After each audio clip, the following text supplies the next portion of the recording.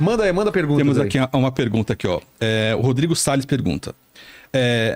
O Rodrigo não, é o Ederson. Presente. Ah, valeu. O presente inútil aqui que vai deixar no Na cenário. verdade, a câmera, eu não sei. Fala aqui. A câmera eu perdi numa cena e sobrou uma- só o casezinho. É de uma GoPro. Inútil aqui. pra quem não é dublê. Né? Exato. Valeu. Manda, Léo. Vamos lá, o Ederson pergunta aqui, ó. Boa noite a todos. Pergunte ao Felipe Maia qual é o maior desafio de ser dublador e pergunte pra ele sobre ser fã da série Chips. Opa, Você é fã vamos lá, do vamos. Chips? Eu sou muito fã. Poncherello e o... John Baker. Eric Estrada. O Poncherello era o Eric Estrada e o John Baker, o ator, é o Larry Wilcox. Eu tenho uma coisa interessante para falar sobre isso. A pergunta é boa porque a minha carreira como dublador começou graças a essa série. Que foi a primeira coisa que eu assisti, não é da sua época. Quando eu era criança, meu pai comprou um videocassete em 1979, eu era pequenininho. Um dos primeiros. Coloca a foto de um videocassete pra Giovana saber do que a gente tá falando. Peraí. Eu rebobinava. Você lembra? A fita saía por cima, assim. Você apertava pra... Isso, eject. Eu Né? vivi fita cassete VHS. Inclusive poxa. tem uma VHS no filme, né? Eles usam uma VHS. Usam. Ó, Não é? Estavam fazendo uma homenagem ao cinema. Pois é. Mas foi assim, aí meu pai comprou esse videocassete e na época tava estreando a série na televisão, que era do Silvio Santos, que não era o SBT ainda, era TVS. Teve E esse meu- tema. É, exatamente. E meu pai achou que eu fosse gostar, minha mãe também, começaram a gravar todos os episódios. Então, além de eu assistir quando passava, de manhã antes de ir pra escola, eles botavam também, foi virando uma coisa diária pra mim. E aí foi uma febre na época, não sei se vocês lembram, tinha brinquedo, tinha uniforme, os Sim. meninos usavam. E, Cara, adorava a série. e assim, essa série me marcou mesmo, eu era fanático, mesmo pequenininho. E até que quando eu era adulto, assim, com 20 anos, eu comecei... Menos, com 18 anos eu comecei a reassistir a série, as fitas velhas. E aí eu fiquei fã com um olhar mais de adulto jovem. E aí era o início da internet, comecei a pesquisar, fui achando outros fãs pela internet. Eu já tinha feito curso de dublagem, já tinha feito uma pontinha no Jovem Indiana Jones até. E aí eu falei, não, eu vou tentar a dublagem de novo. E aí eu procurei o Hamilton Ricardo, que era o dublador do John Baker, do Lourinho, do Chips. E eu falei, você me deu aula lá quando eu tinha 16 anos? Aí, não, vem de novo aqui no meu curso. Aí eu fui lá. Por que você fica falando com a sua voz de dublador? Fala com a sua voz de... Não é? A gente fica prestando atenção. Com o personagem. Fala com a sua voz. Fica falando que nem um personagem, cara. Eu esqueço. Aí eu fiz 2 aulas com ele, não. Vai lá na Herbert essa semana. Eu tô dirigindo um desenho animado. Vai passar o dia lá comigo. E aí, ali ele já me lançou. Ele já começou a me botar pra fazer coisas. E aí você vê, ele era o dublador de um dos 2 principais da série que eu mais gostava. E ele foi o cara que me deu o meu trabalho. Você vê? Legal. Já é falecido, infelizmente. Só que a história não para aí. Eu continuei gostando da série, mas eu me tornei um profissional da dublagem e Ô, tudo Léo, vê mais. se você acha alguma coisa do Chips aí, porque o pessoal não tá nem tendo ideia do que a gente tá falando. Remake, filme. Não, teve. Horrível. Por sinal. Teve? Horrível, Não lembro. Nessa horrível. época eu falei, nos 90, que tinha um monte Horrível. de remake de série Não, o remake é clássicas. mais novo, é de 2017. Eles fizeram um filme Reunion em 99. Na verdade é 98, mas o filme se chama Chips 99. Com eles.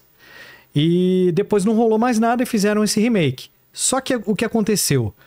Em 2012, eu vi o anúncio que ia ter uma festa de comemoração da estreia da série em Los Angeles. Com todos eles, menos o Eric Estrada, que acabou não indo.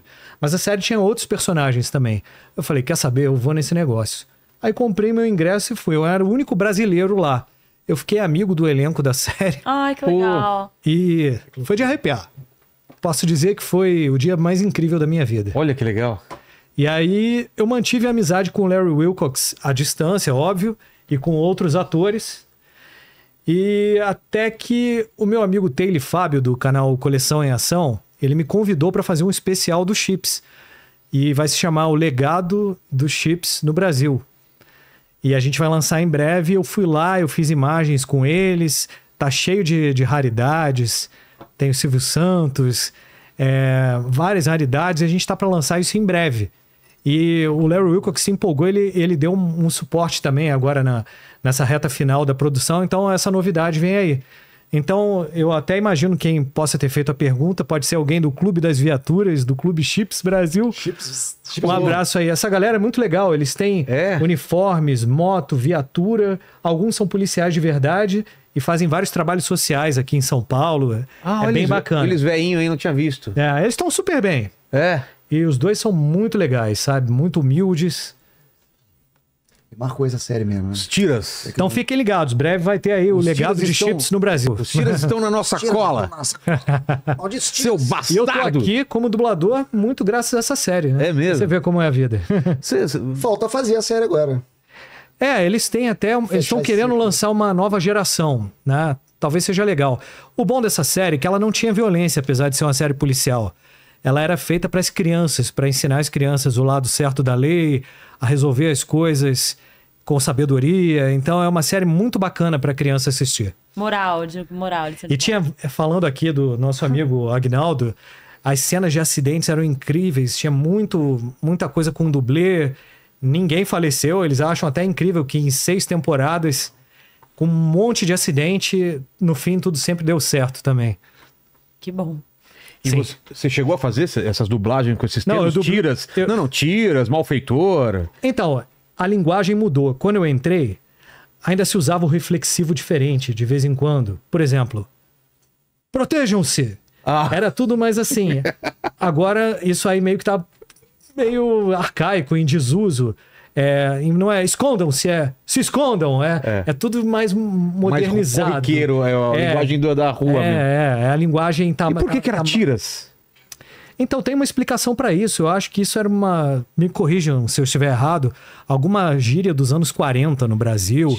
E era pra caber em copo. Eu tava lendo aqui que é porque cop é muito curto, não dá pra falar policial, né? Eu sabia do copo, mas Robotira. existe realmente nos anos 40. Tem umas músicas. As pessoas bem antigas. Samba de malandro, que fala Mas os tiros, parece não que eu sei vi o quê. uma versão também que vem de um termo em espanhol, que lá na Argentina os caras falavam e tal.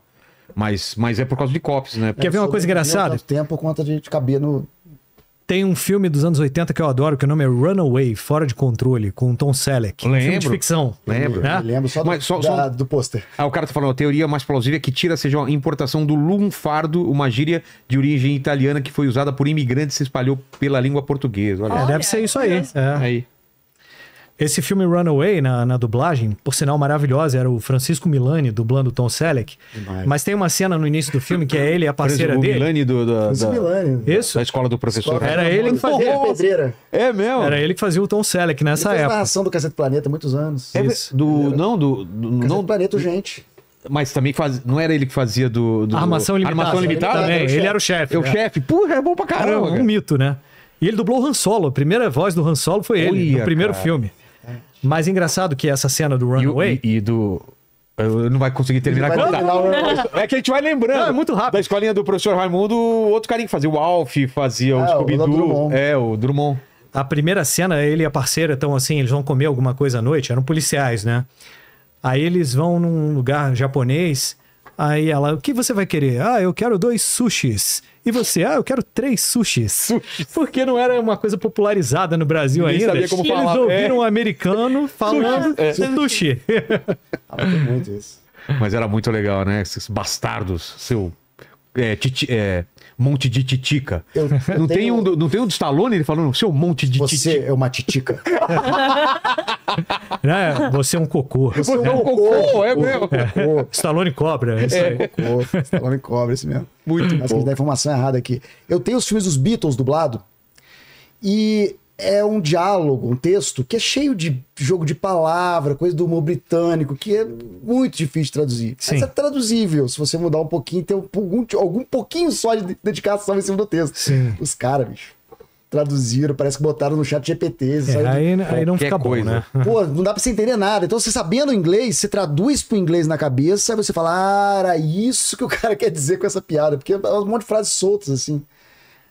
O que acontece também de vez em quando. Dublam uma série, a primeira e a segunda temporadas. Depois tem um gap, eu não sei se muda o distribuidor. Aí anos depois vão dublar a terceira, quarta e quinta. Aí, por exemplo, uma personagem que era Diana, acabam falando Diana. Às vezes acontecem essas mudanças porque mudou o estúdio ou foi muitos anos depois. Por isso que sempre é bom um trabalho de pesquisa, né? Para evitar isso. Porque uma pronúncia diferente já incomoda quem tá assistindo. Coisa Né? que os nerds sempre perguntam. Você pega uma coisa no texto ali que não é isso aqui, você para e fala com o Sim, diretor. várias vezes. Já peguei várias coisas erradas e mudei. Que o tradutor, E né? 99% das vezes o diretor fala, não, vamos mudar, vamos consertar. E tem essa Sim, flexibilidade. em geral tem. Como eu te falei, em 99% das vezes, sim. Eu acho que isso acontece muito em tradução literária. Acontece muito você tá lendo uma adaptação e você não sentir 100% da essência da escrita original, seja lá... Tem esse caso recente do Branca de Neve, vocês viram isso? Não. Porque o Branca de Neve, o atual, que é o live action que deu errado, ele... Que deu errado. Enfim. ele supostamente coloca a Branca de Neve como sendo mais bonita, a Rachel Zegler sendo mais bonita que a Gal Gadot, sobre a premissa de que ela é mais justa que a Gal Gadot. Porque o uso da palavra é fairest. Fairest. Que é tipo de fair, que é justo. Só que é um arcaico pra beleza o arcaico também. essa palavra é pra beleza. Só que esse é um conto original dos irmãos Grimm. E os irmãos Grimm usavam Schönste, que é beleza. Essa adaptação da palavra para o inglês, que tem o duplo sentido, para as outras traduções e também para o inglês, que é o fair de bonito e fair de justo, acaba gerando uma confusão. Isso também para contos e também para filmes. Mas, vocês estavam comentando de dublagem no geral, que às vezes tem uma tradução que nem sempre entrega. Eu gostaria de dizer que também acontece o contrário, que é o que a gente estava falando nos bastidores, por exemplo, de A Nova Onda do Imperador, que pra mim é uma das melhores animações da Disney, e as pessoas que gostam de A Nova Onda do Imperador é justamente porque a dublagem de A O Nova Celton Onda do Mello Imperador arrebentou, né? é uma coisa muito fora do comum. E esse é um filme que não é famoso lá nos Estados Unidos, ele não é muito bem quisto nos Estados Unidos, mas aqui no Brasil, pra quem gosta, ele é tão divertido, principalmente por conta da dublagem. Então acho que tem essa questão também da gente se apegar a alguns materiais mais do que o público original mesmo, porque a dublagem foi tão excelente que a gente tem um apreço maior. Dublagem salvou muita coisa, que é famosa no Brasil e que não estão nos Estados Unidos por conta de... A família vozes Dinossauro icônicas. também é genial, Excelente, né? Genial. Caverna do Excelente. Dragão. Sim. Caverna do Dragão.